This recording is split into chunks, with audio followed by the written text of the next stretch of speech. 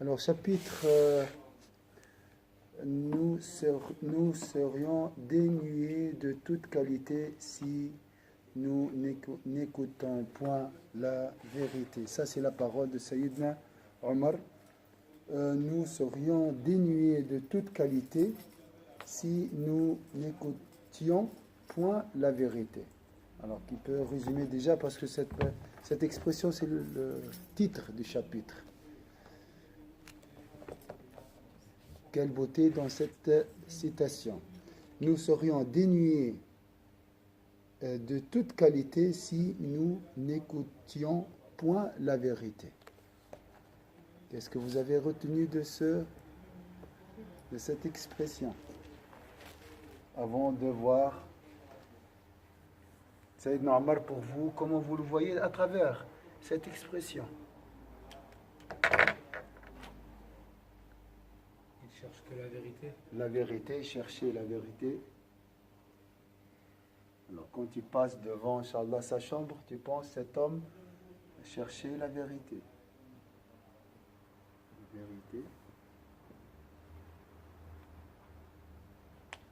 Nous serions dénués de toute qualité si nous n'écoutions point la vérité. Sans recherche de vérité, il n'y a pas de qualité. Voilà, la qualité, c'est la recherche de la vérité, suivre la vérité, respecter la vérité. Alors, chercher la vérité est la meilleure.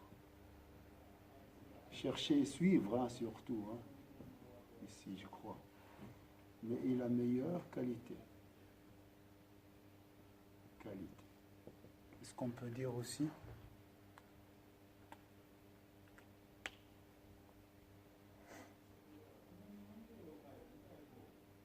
Ça veut dire quoi la vérité? C'est très... L'islam. L'islam. Et c'est quoi l'islam? Haute valeur morale. Les valeurs, l'islam, c'est pas seulement les prières, mais aussi ce qu'il y a derrière la prière.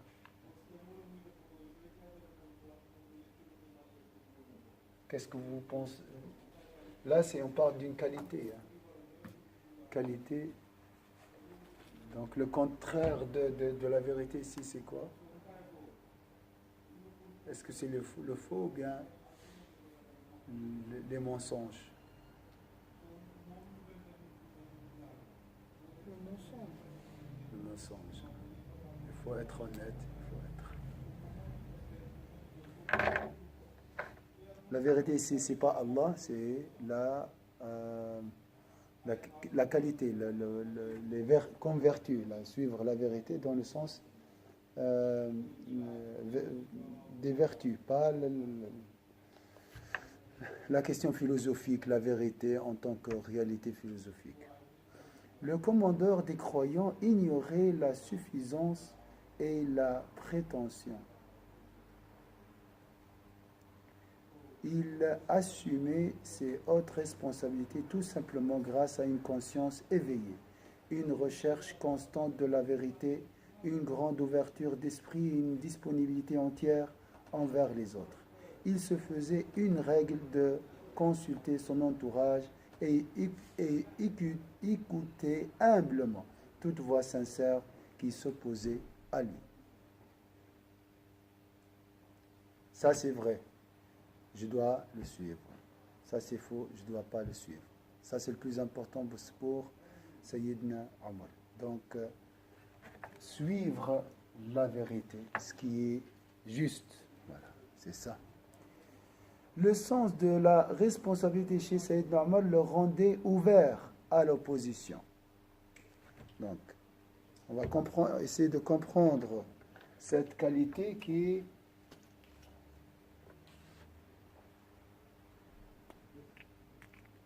alors, on a dit Sayyidina Omar. Maintenant, on va changer un peu. Mettre le centre de cette... Salam alaikum. Eid Mubarak. Alors, ça veut dire quoi maintenant, cette qualité qu'on peut appeler écouter la vérité? Écouter la vérité. Hein?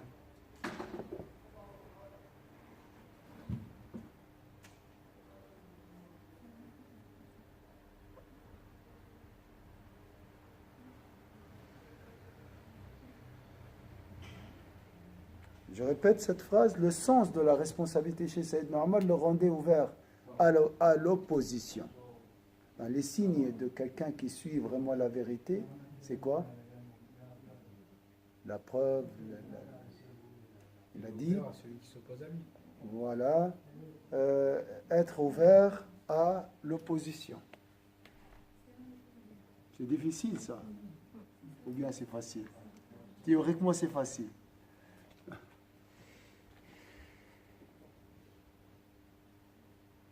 À l'opposition. Alaykoum salam.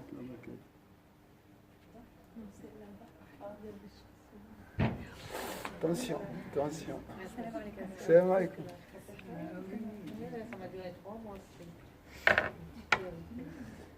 Il est curieux qu'un homme aussi fidèle du texte de la loi n'osant même pas interpréter les versets du Coran, de peur de leur attribuer des significations ne correspondant pas à leur sens exact, soit tellement sensible à l'opinion des autres. Toutefois, ceux qui sont versés dans la religion de Sayyidina Muhammad sallallahu alayhi wa sallam et qui le comprennent de façon parfaite savent que la foi dans le Coran et la fidélité à Dieu n'entraînent aucunement le rejet total de l'opposition au gouvernement. Sayyidina Omar n'était pas un conformiste. Certes, comme nous l'avons souligné, c'était un homme d'une foi profonde en Dieu et d'une obéissance absolue à son messager. Cependant, sa foi et son obéissance étaient principalement dictées par sa conviction. Alors, le prophète sallallahu alayhi wa sallam l'avait convaincu. Alors là, c'est une question très, très importante. Est-ce que je suis convaincu de, l'a dit la sœur, l'islam? D'accord, la vérité c'est l'islam. Mais est-ce que je suis convaincu de cette vérité? Et comment faire pour être convaincu si je ne le suis pas? Voilà, donc être ouvert à l'opposition, parmi les signes de écouter la vérité, écouter aussi c'est suivre, hein, on a dit. Écouter la vérité, suivre la vérité. Comment faire? Ça veut dire quoi écouter la vérité et suivre la vérité selon la dernière phrase? Je la répète. Hein? La conviction. La conviction. Comment? Est-ce que je suis convaincu? Est-ce que j'ai une certitude et je dois la parfaire? Et comment? Écouter son cœur. Écouter son cœur.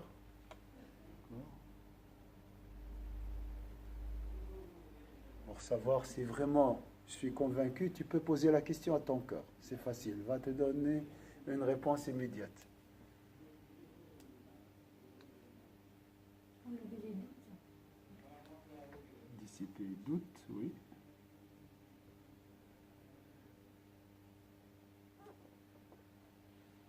C'est dans moi, c'est converti comment? Le Coran. Lire le Coran. Le Coran. Il y a le prophète, sallallahu alayhi wa sallam, il a dit, écoutez le prophète.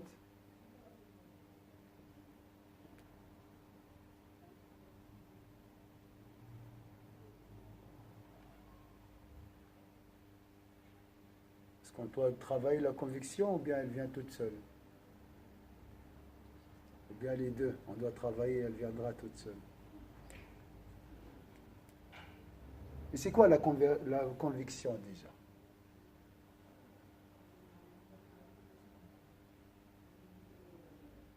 C'est un... C'est qu'on y croit vraiment. Vraiment, croyance forte, donc certitude. un degré de certitude. Des fois.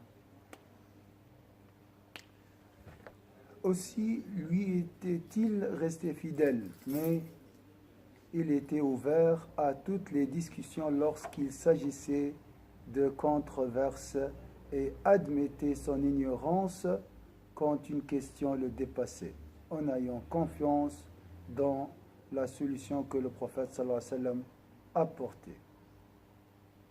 Quelles sont aussi les choses qui peuvent nous aider à écouter la vérité, qui est l'intérieur, qui est dans nos cœurs, c'est vrai. L'humilité. La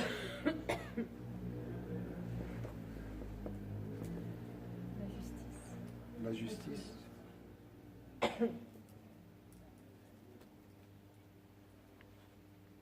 Accepter l'ignorance. Ah oui, c'est ça. En fait, l'humilité, je suis ignorant. Ça. Très important. Vous avez d'autres choses?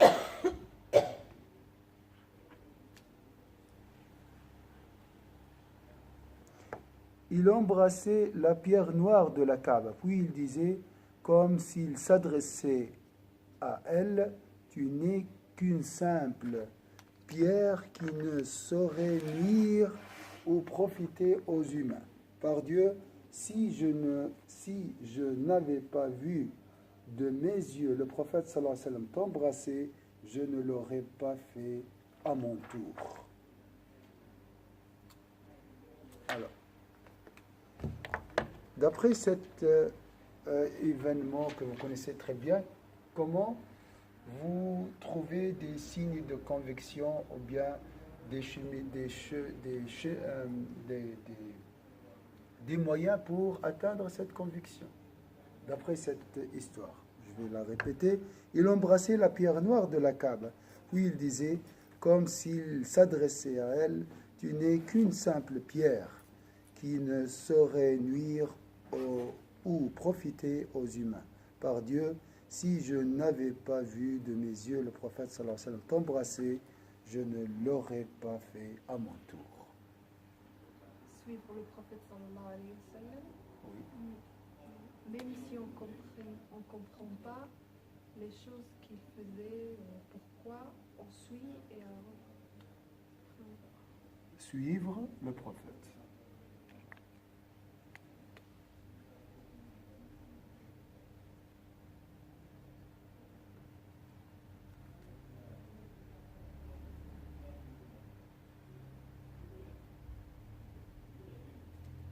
C'est tout? Oui, parce qu'il était certainement convaincu qu'embrasser une pierre était de l'idolâtrie, mais comme il avait vu faire le prophète sallam, il l'a fait. D'accord. Mais est-ce qu'il est convaincu? Est-ce que c'est convaincant pour toi? J'ai des doutes, ça c'est une pierre, je suis en train de faire de l'associationnisme. Ah non, je dois suivre le prophète sallallahu alayhi wa sallam, c'est tout. C'est pas convaincant pour vous. Pour cette normale, ça c'est sûr. C'est une relation spéciale avec le prophète sallallahu alayhi wa sallam. Pour lui, lui-même c'est la connaissance. Lui-même c'est la connaissance. Le prophète sallallahu alayhi wa sallam, c'est la certitude. Ça c'est non, il ne faut pas se comparer à Sayyidina Omar. Là, faut dire, non, moi je vais dire la même chose. Tu peux dire la même chose, mais tu n'as rien dans le cœur. C'est pas question de dire, hein, des paroles. Alors, suivre le prophète sallallahu alayhi wa sallam, mais entre guillemets, suivre selon Sayyidina Omar, hein, ça c'est une autre chose. Alors, qu'est-ce que vous pensez?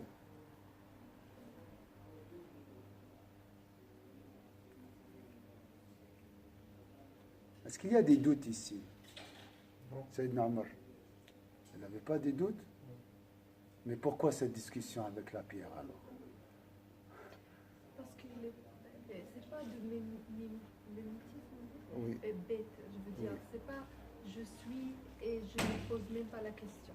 Oui. Il s'est posé la question, il a dit oh, c'est une pierre, Voilà. moi toi tu m'intéresses pas, mais comme je veux la vérité le faire, je le fais. D'accord. Donc il y a une réponse, il y a des doutes, il y a une question. Donc, ici,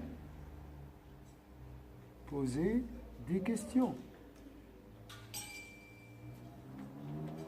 Ces questions ne sont pas innocentes, des fois elles sont démoniaques, des fois elles sont des doutes, des fois elles sont malignes. Hein? Donc on a dit des doutes, avoir des doutes. Donc, celui qui pose des questions,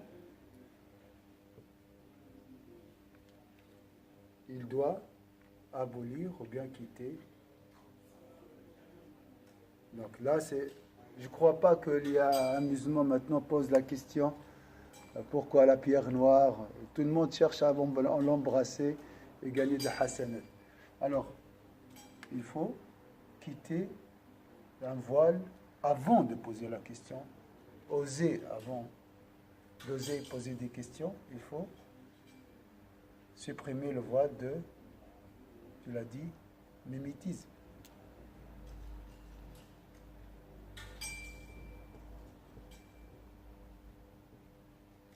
Alors, supprimer.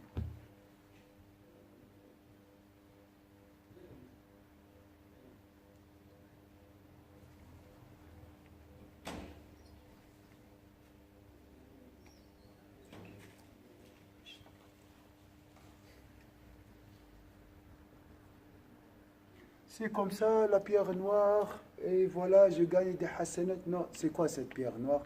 Et pourquoi je dois l'embrasser? Lui, il a accès direct au prophète sallallahu alayhi wa sallam, il a trouvé la réponse, mais toi, tu dois chercher.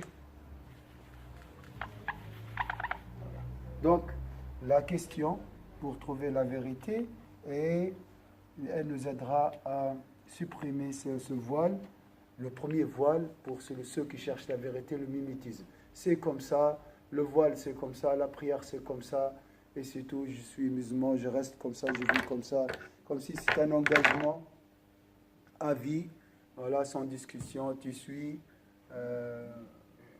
et tu ne poses pas des questions, tu ne réfléchis pas, ça c'est faux. Hein. Sayyidina Omar, il était, grâce à ces questions, le prophète Sayyidina Omar s'est converti à l'islam. Il a lu Surat Taha, le début, les 5 premiers versets de Surat Taha, après il a dit, ah ça c'est vrai.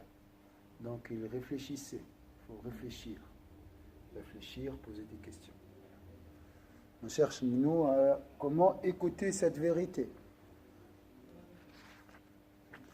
Lors de la circumambulation, les rituels autour de la Kaaba, il découvrait ses épaules et pressait le pas en disant pourquoi presser le pas et se découvrir ainsi les épaules alors que Dieu a fait triompher l'islam sur la mécréance. C'était au début, le premier tawaf à la Kaaba, après le retour de Médine, les musulmans découvraient les épaules et pressaient les pas. Il a dit maintenant c'est fini, l'islam il est là, on a gagné, c'est pareil la victoire de la conquête de la Mecque. Donc pourquoi maintenant presser les pas? Sûrement vous avez posé cette question. Pourquoi découvrir l'épaule, tout ça, droite, hein? Néanmoins, nous ne devrons pas abandonner un rituel que nous observions du temps du prophète sallallahu alayhi wa sallam. Toujours suivre le prophète sallallahu alayhi wa sallam, respecter la sunna du prophète sallallahu alayhi wa sallam. Donc, poser des questions, réfléchir, et des fois à haute voix. On a tous des questions, hein. On a tous des doutes, toujours il y a des doutes.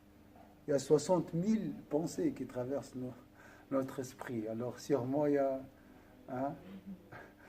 quelques pensées qui appartiennent à notre, lancées par notre ennemi, donc, mais aussi la raison, la faiblesse, les voiles, beaucoup de choses qui peuvent être la source de ces idées. Un jour, il arracha une colonne d'eau pluviale se trouvant dans la maison de l'abbesse, car l'eau qu'elle évacuait découlait dans la cour de la mosquée. Je répète, un jour, il arracha une colonne d'eau pluviale se trouvant dans la maison de l'abbesse. L'abbesse, c'est l'oncle du prophète, sallallahu alayhi wa sallam. Car l'eau qu'elle évacuait découlait dans la cour de la mosquée. Mais lorsqu'Al-Abbas lui rapporta que le prophète sallallahu alayhi wa sallam lui-même avait installé cette colonne, Sayyidina Omar lui demanda de l'aider à réinstalliser le tuyau au même endroit. Alors, troisième, donc chez Sayyidina Omar, la première conviction, le premier argument, c'est l'action du prophète sallallahu alayhi wa sallam. Ici, bon, avec la pierre noire, qu'est-ce qu'on a vu aussi? Découvrir l'épaule et presser les pas. Et troisième situation, c'est l'histoire de la conduite d'eau. Dans les trois cas, Sayyidina Omar suivait le prophète sallallahu alayhi wa sallam. Alors, si je vous pose la question, comment vous imaginez le suivisme du prophète chez Sayyidina Omar? Est-ce que c'est un suivisme comme nous l'entendons aujourd'hui, suivre le prophète, suivre le livre d'Allah Azza wa Jal? Comment vous voyez ce suivisme? Ittiba' al-kitab wa sunnah, on entend beaucoup des gens qui parlent de ça. Mais ils peuvent faire... voilà. Comment vous voyez cet argument qui est suivre le prophète sallallahu alayhi wa sallam? C'est le prophète qui a fait ça. Donc, c'est clair. Hein? Comment vous voyez ça? On remet dans le contexte. Oui. On peut suivre le prophète en remettant dans le contexte actuel, enfin, de chaque époque. D'accord. Donc, suivre le prophète. Mais je parle ici comme argument qui nous aidera à connaître la vérité. Vous voyez? Pour le prophète, pour Sayyidina Omar, c'est le premier argument, la première réponse. Voilà. La meilleure des créatures, donc a fortiori, on suit en tout temps, C'est un argument. C'est ça l'argument. Donc je suis le prophète parce que c'est la meilleure créature. Donc suivre le prophète, comment ou pourquoi? Comment suivre le prophète sallallahu alayhi wa sallam? Là. Donc ici on a dit écoutez la vérité, il faut beaucoup d'humilité. Je suis accepté de se dire je suis ignorant. C'est toujours on a ce blocage. Moi je sais, j'ai entendu. C'est pas parce que tu as entendu ça que c'est une réalité dans ton cœur. Ça c'est dit. L'ignorance, ce n'est pas l'ignorance au niveau de la connaissance, mais l'ignorance du cœur. Est-ce que cette information est intégrée dans mon cœur? Ça demande l'humilité. Ça ne demande pas beaucoup de mémoire ou bien beaucoup d'intelligence. Ça, c'est un point. Être ouvert à l'opposition. La conviction, c'est écouter son cœur, avoir des doutes ou bien répondre aux doutes, dissiper les doutes, écouter le prophète sallallahu alayhi wa sallam. Et ça, c'est le premier argument de Sayyidina Omar. On n'arrive pas, nous, à l'assimiler. Pour nous, c'est un peu... suivre, pour nous, c'est bête. Hein, dans notre... c'est de la naïveté, c'est une faible intelligence. Hein. Le Coran, poser des questions, bon, ça c'est la tendance rationaliste, ça c'est la raison, tout ça. Et être juste, bien sûr. Donc la pureté du cœur ici, la raison là. Après, on peut arriver à trouver la conviction pour le suivisme du prophète. Ça, on va essayer de le... Il y a beaucoup de mots dans notre langage islamique, mais on connaît... C'est quoi? Oui, c'est vrai. Suivre le prophète, il a fait 2 rak'at, je fais 2 rak'at. C'est tout? C'est ça, le suivisme du prophète, ça. Il n'y a pas de beauté, il n'y a pas d'âme, hein, n'est-ce pas? Hein? C'est comme ça la sunna. Ça fait peur, il ouvre les yeux aussi, comme ça. Mais c'est pas comme ça la religion. Nos enfants, ils vont pas accepter cet islam, on ne sait jamais. Ils vont pas accepter ça parce que c'est pas beau. Mais Quelle est la beauté, entre guillemets, du suivisme de prophète ça? Omar radiallahu anhu, par exemple, dans le cas d'Ibn Abbas, il a réfléchi avant de voir qu'est-ce qu'il a dit le prophète. Il a vu l'eau, il a dit, voilà, ça tombe dans la mosquée, c'est pas juste. Ouais. Même si c'est le oncle du prophète. Si ce serait pas moi, je veux dire, ah c'est l'oncle du prophète, ça rentre même pas ni la justice, ni mon caractère, ni si il a raison, il n'a pas raison, c'est l'oncle du prophète, je m'arrête. Mais lui, non, il a réfléchi, il a dit non, c'est la mosquée c'est de tous les musulmans, par exemple. Et il a fait ce qu'il a pensé. Mais quand Ibn Abbas l'a dit non, c'est le prophète qui l'a fait, alors là, il a dit ah, d'accord, c'est. Non, c'est. Oui. Il a réfléchi avant. Il de a suivre. réfléchi. Oui. De toute façon, Sayyidina Omar a suivi la voie rationaliste, là, elle est très connue par le questionnement. Et là, je veux vous méditer avec vous la beauté du suivisme des prophètes sallallahu alayhi wa sallam. Parce que ça, c'est pour Sayyidina Omar, c'est un argument irréfutable, comme on dit. Donc, c'est décisif. Suivre le prophète sallallahu alayhi wa sallam.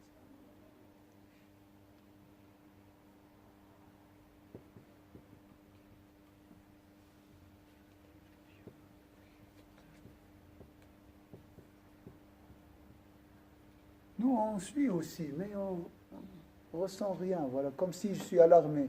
J'ai reçu des ordres ou bien des recommandations et je fais. Mais je sens rien à l'intérieur. Il n'y a pas vraiment cette... Alors, comment et c'est quoi la réalité de ce suivisme? Parce que c'est un mot très, très, très important. 3 situations. L'argument de Sayyidina Omar, c'est suivre le prophète. Suivre le prophète. Quelle est la beauté ou bien comment la beauté de ce suivisme et comment aussi arriver à trouver cette beauté, hein? Comment trouver cette beauté?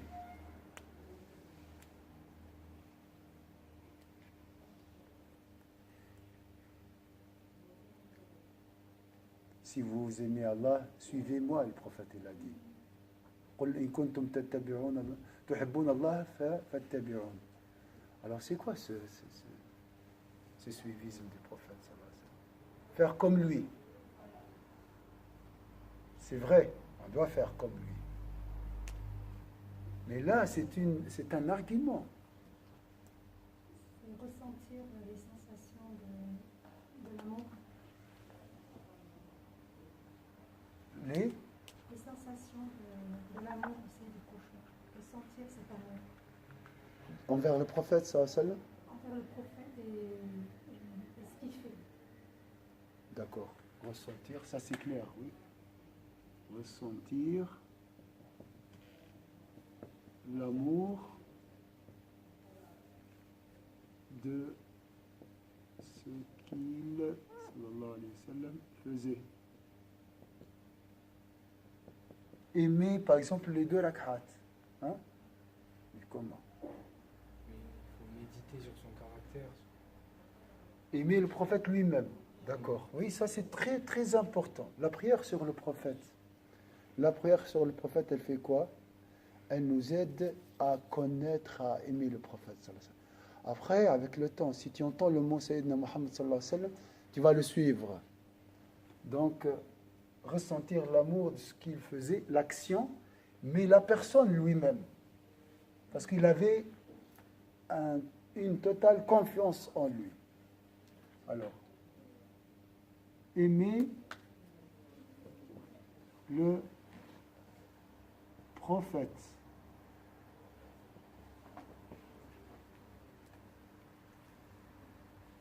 Bien sûr, quand on dit aimer, c'est connaître. Sira avec le cœur et tout. Qu'est-ce que vous pensez aussi? On cherche comment il s'est convaincu, Sayyidina Omar. Il a dit, ah, c'est le prophète. C'est fini alors. Ça, c'est la réalité. C'est sincérité, La sincérité, parce que Omar il est connu pour être sincère. Depuis le Jahiliya, depuis avant de connaître le prophète, il était toujours avec avec les personnes qui lui pensaient qu'il disait la vérité, même si c'était contre lui-même.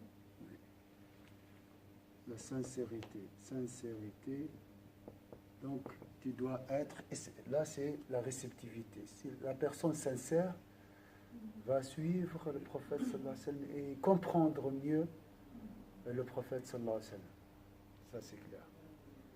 L'honnêteté aussi, qui va un peu vers la sincérité. L'honnêteté. L'honnêteté. J'ai pas assez d'amour envers le prophète sallallahu alayhi wa sallam. D'accord. Ça, c'est un pas pour un peu changer les choses et être réceptif. Honnête. Pour moi, c'est un homme qui est venu pour transmettre un message. C'est tout. Il n'y a pas de ni plus ni moins. Plus intelligent que moi. C'est moi la référence. Vous voyez. Et il est plus pieux que moi. Voilà. Je me réfère à moi. Ça, c'est notre, peut-être la place du prophète sallallahu dans nos cœurs.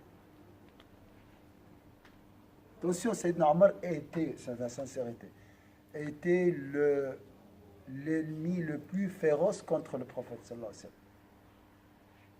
wa sallam. Donc son animosité, il était sincère, et sa conviction aussi, l'était aussi. Vous voyez? Il était clair avec lui-même. Nous, c'est... Oui, j'aime le prophète, mais voilà. Alhamdulillah, avec l'effort, on peut aussi trouver cette honnêteté. Qu'est-ce qu'on peut dire aussi? Qu'est-ce que vous proposez pour voir cette beauté de suivi? Le bon caractère. Il y a quelque chose qui est plus... Oui, le bon caractère personnel. Oui. Donc, les qualités, voilà. La pureté, bon caractère, oui. On dit que c'est les saints qui connaissent les saints. C'est les purs qui peuvent connaître les purs. Bon caractère. Ouais. Ça, c'est la réceptivité. Il y a une chose... Oui. Même quand Omar il était ennemi du prophète sallallahu alayhi wa sallam, il l'était parce qu'il y avait la fitna à la Mecque. Parce que Quraysh, ils se divisaient et les pères, ils étaient plus avec leurs enfants. Donc lui, même, je ne sais pas si on peut dire, même si quand il était ennemi, c'était pour des bonnes raisons. C'est pas simplement pour refuser, ignorer. C'était pour pas que les enfants ils suivent une autre personne, que ce ne soit pas leurs parents. Et là, c'est principe. Voilà, il avait la principe. Alors, on peut dire aussi dans les bons caractères, être un homme et femme hein, de principe. Le contraire d'un homme de principe, ou bien une femme de principe. Un homme, il y a deux camps dans la vie qui se repoussent. Ça, c'est très, très important, il faut connaître ça. C'est une guerre permanente entre deux camps. Bien sûr, ténèbres, lumière, tout ça, c'est vrai. Justice et injustice, oui. Qu'est-ce qu'on peut dire aussi? Si je mets principe ici, qu'est-ce que je peux mettre ici? L'opposé des principes, c'est quoi? Pourquoi je cède souvent hein, nos principes? Pas? Lâcheté. Passion. Oui. Hein? Passion. Mais pour gagner quoi quand je cède pour gagner? Ça, c'est toujours comme ça.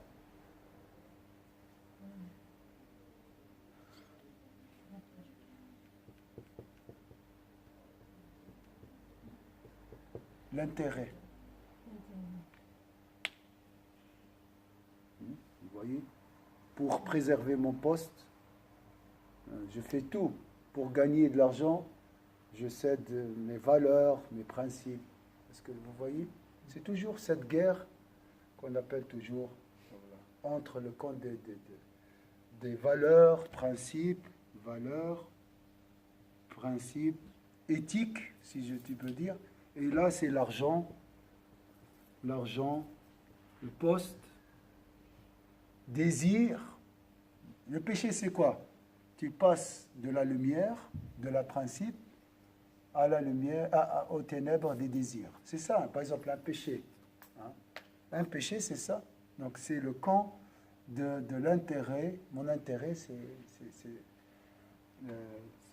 le plaisir. Alors, plaisir mondain, hein, haram. Hein. On parle surtout de haram ici. Pas le plaisir, voilà, valeur éthique.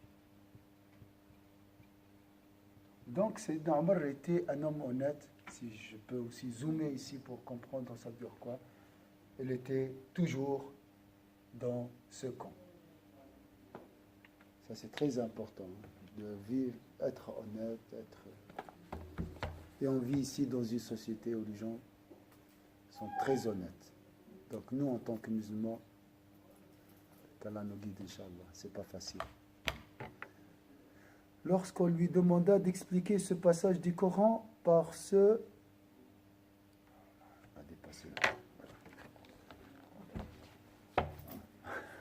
Est-ce que vous avez une autre remarque ici?